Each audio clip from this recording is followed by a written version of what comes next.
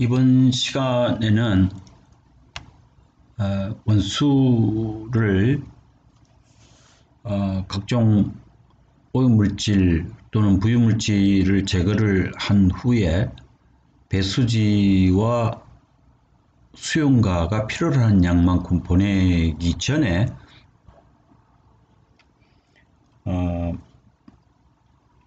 정수에 있는 물 속에 병원균을 제거하기 위한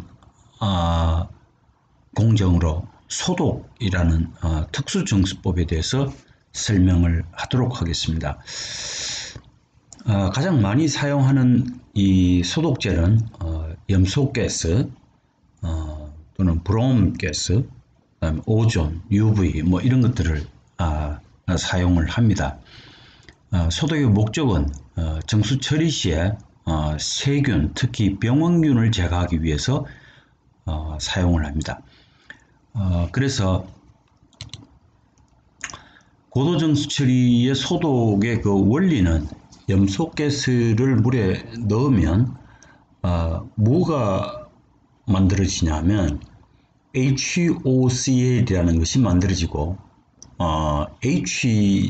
물에서의 H 하나는 뭐가 되냐면 Cl, 여기 있는 Cl 하나는 1로 가고 여기 있는 Cl 하나는 1로 가서 HCl이 만들어집니다. 자염수산은 산화력이 강하므로 수소이온과 자염수산염으로 분리가 됩니다. 그 반응식은 이렇게 되어 있습니다. HOCl이 H 플러스 OCl-로 됩니다. 자, 이렇게 되는 것을 이온화되었다고 얘기를 합니다. 그럼 이 반응식이 평형을 이루었다고 할 때 이온화되어 있는 평형상수 값을 뭐라 그러냐면 KI라 그럽니다. 아이오나이제이션의 I입니다. 이온화 상수의 KI는 반응물에 해당되는 HOCl이 분모에 있고 분자에는 H 플러스와 OCl-가 되어 있습니다. 이 값을 넣으면 3.7 곱하기 10⁻8승이 됩니다. 자, 그럼 양변을 정리를 하면 다음과 같습니다. HOCl이 분자에 있고 HOCl 분모에 있고 OCl-가 분자에 있습니다. 그러면 H가 어디로 가냐면 3.7 곱하기 10⁻8승을 나누기 위한 수단으로 H 플러스, 결국은 수소이온의 농도가 됩니다. 그럼 OCl-와 HOCl이 수소이온의 농도에 따라서 해리가 되는 정도가 달라진다. 이 식을 가지고 이해를 할 수가 있습니다. 그럼 앞서 보았던 이 반응식이 HOCl이 H 플러스와 OCl-로 해리가 됩니다. 그럼 pH가 낮을 때 하고 pH가 높을 때 어떤 쪽이 유리할까에 대해서 설명을 하겠습니다. 위의 반응이 왼쪽으로 된다는 얘기는 이 수소이온의 농도가 오른쪽에 있는 H 플러스 이온의 농도가 올라가면 결국은 OCl-와 결합을 하여 HOCl이 됩니다. 결국은 산화력은 HOCl이 OCl-보다 산화력이 강합니다. 그럼 pH가 높다는 얘기는 용액 속에 H 플러스 이온의 농도가 높다는 얘기입니다. 따라서 이 반응은 왼쪽으로 진행이 됩니다. 결국은 아까 보았던 이 식이 OCl-가 분자에 있고 HOCl이 분모에 있습니다. 그럼 결국은 HOCl이 이 농도에 따라서 어떻게 계산이 되냐면 이게 원래는 어떻게 되냐면 여기에 H 플러스가 양변을 정리하면 이 분모에 오게 됩니다. 그래서 H 플러스가 분모에 오되 10⁻6승입니다. pH 6이니까 10⁻6승을 나눕니다. 원래 이 값이 얼마냐면 3.7 곱하기 10⁻8승인데 이것이 분자에 올라갑니다. 그러면 10⁻7.43승이 됩니다. 그럼 결국 얼마냐면 0.037이 됩니다. 그럼 만약에 pH가 9로 되었을 때 위 반응은 오른쪽으로 됩니다. 이제 그 말은 뭐냐면 물속의 OH 이온의 농도가 높아서 이 H 플러스를 계속 소모를 시키게 됩니다. 결국은 뭐냐면 HOCl이 만들어지자마자 OCl-가 만들어지는 겁니다. 그럼 H 플러스가 분모에 있게 되면 pH 9에서는 얼마나 10의 9성입니다. 역시 분자에서는 10의 7.43성이 되죠. 그럼 결국은 반응은 결국은 오른쪽으로 가게 됩니다. 그럼 이 이온화 상수는 37이 되고 이거는 이온화 상수가 0.037이 됩니다. 따라서 결국 우리는 산화력이 높은 물질을 많이 만들어내야 됩니다. 그래서 HOCl이 생성되는 pH가 낮을 때 소독 효과가 커집니다. 그래서 이와 같은 식에서 HOCl이 많이 만들어지는, 결국은 해리가 되지 않는 상태의 HOCl이 많이 녹아 있을수록 이 산화력이 강하기 때문에 결국은 소독이 잘 된다고 이렇게 볼 수 있습니다. 그래서 HOCl이 생성되는 pH가 낮을 때 소독 효과가 커지게 됩니다. 자, 그럼 클로라민이라고 했습니다. 클로라민은 NH3에 수소 하나당 Cl이 치환돼서 들어가는 것을 우리가 클로로아민이라고 합니다. 그럼 하나 있을 때 모노클로라민, 두 개 있을 때 다이클로라민, 세 개 있을 때 트라이클로라민 이렇게 됩니다. 그 pH가 낮을 때 pH가 높을 때 어떤 현상이 벌어질 건가? 이렇게 보면 맨 먼저 염소가스가 물속에 들어가서 반응을 일으키는 확식이 HOCl 플러스 HCl, 앞서 보았다시피 이렇게 표현이 됩니다. 그럼 8.3일 때 가장 빠르고 pH가 낮을수록 반응 속도가 느리다고 그랬습니다. 반응 속도가 느리면 pH가 낮을수록 뭐가 생기냐면 HOCl이 NHCl과 반응해서 NCl3가 되는데 반응 속도가 느리다는 얘기는 HOCl이 존재를 하게 됩니다. 그럼 결국은 앞서 보았듯이 pH가 낮을수록 어떻게 되냐면 HOCl이 많이 존재를 하게 됩니다.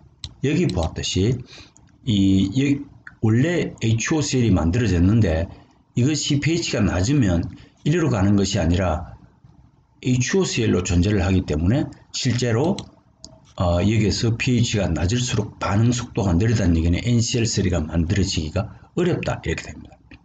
그럼 결국 소독력은 어떻게 되냐면 NH2Cl이 NHCl2보다 또는 NCl3보다 소독력이 더 강합니다.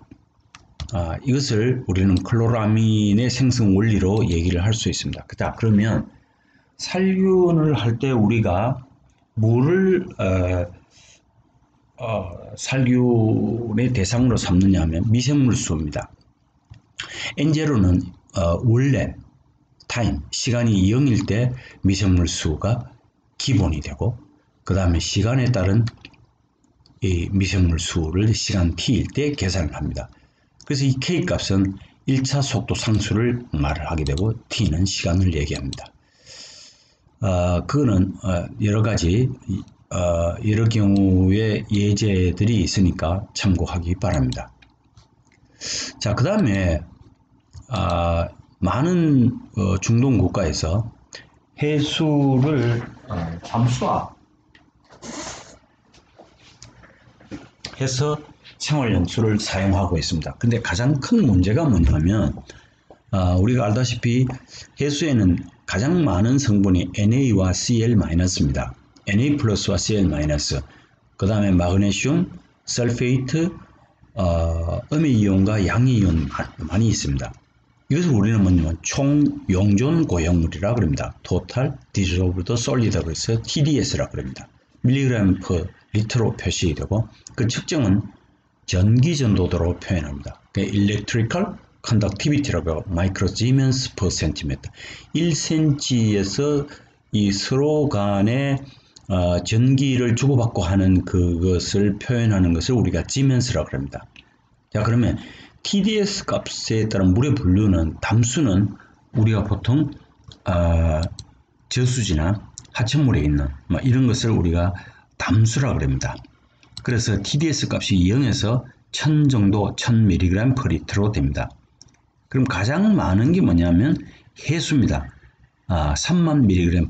우리 이 해수를 우리가 뭐라고 그러냐면 36.5 뭐 이렇게 표현합니다. 그래서 3만 mg/L 이상이 됩니다. 그러면 이것을 제한 물이라야 생활용수로 사용을 할 수 있습니다. 그러면 그 심해에 있는 경우는 이보다 좀 더 높겠죠. 그 다음에 점점 담수 쪽으로 오게 되면 3만, 그 다음에 더하면 이제 5000 뭐 이렇게 되겠죠. 그럼 TDS 값에 따른 물의 분류는 이렇게 표현을 하고, 그러면 담수화 공정을 하는 방법이 뭐냐 이런 겁니다.